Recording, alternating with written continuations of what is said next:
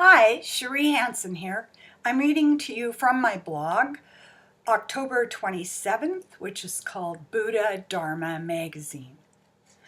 On an overcast day, which was neither here nor there, not yet winter, but was sending all the signals to shut down, to retreat, to go inward, to deal with it, I went to Chapters and picked up a Buddha Dharma magazine. Within a few minutes, the sounds around me muted and then disappeared. My focus on myself as lost, disappointing, lacking something became blurred. I was in the messages that I was experiencing. The mind fog lifted, and I could see signposts. Jeffrey Shugan Arnold's article, In Accordance with All Time, reminded me what I had dropped on the floor, lost track of, been distracted away from. When I was 17, I stumbled upon Henri Bergson in the old main library in Bellingham.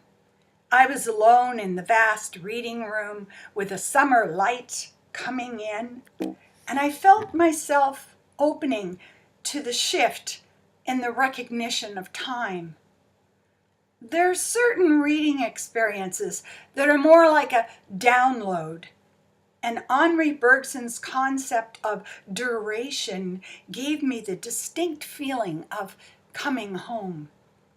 Time is a construct. In Arnold's article that I now held in my hands, I read, "Time seems by nature to be dualistic, a witnessed measure of something passing.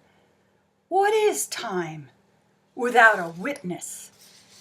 Arnold reminds us that our presence, wherever we are, is fully and utterly in accord with past causes. We didn't just suddenly get here by ourselves. We should reflect on the multitudes of past actions just in this one brief flickering of a lifetime that brought us to this moment. We are each the recipient of innumerable currents of life through the lives of others, streaming into and influencing our own lives. As I sat in Chapters, I thought of the energy field rivers that had flowed into my life, my genetic heritage, the stories of my ancestors, the influences of past mentors, the large stranger woman who held my cut, bleeding leg together and helped me limp home, the teacher that saw my pain and let me hang out in her classroom instead of being beaten on the school grounds, the writers and intellectuals that had spoken to me and changed my mind, and I thought of those who I cannot even recall, who have fed into my stream from past lives, past associations, and the unremembered exchanges. The author asks us to have faith, to understand that past influences are not always perceived, gives us optimism. He asks, is there another way of holding something that we do not know yet to be true? If we are not capable of being cognizant of the past, how can we project with surety the future? Knowing that we are not infallible in our understanding, in our perception, in our manner of connecting to what we want to call the truth, opens up the possibilities. It is in this open space that faith resides. I thought of the Buddhist begging bowl. I thought of the practice of having an empty bowl sitting in the entryway of the home. We are empty vessels open to receiving.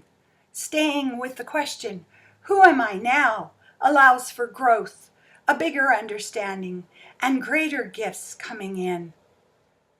To know I do not know what formed me, who formed me, where I stand in the flux of time, allows faith to be my focus. Not the kind of Ten Commandment faith, a more complex sense that I am both in time and changing time, that I am both formed and am formless. As I sat in chapters, I felt a burst of joy. The room lit up around me, whoever I am. I felt 17 again. Thank you.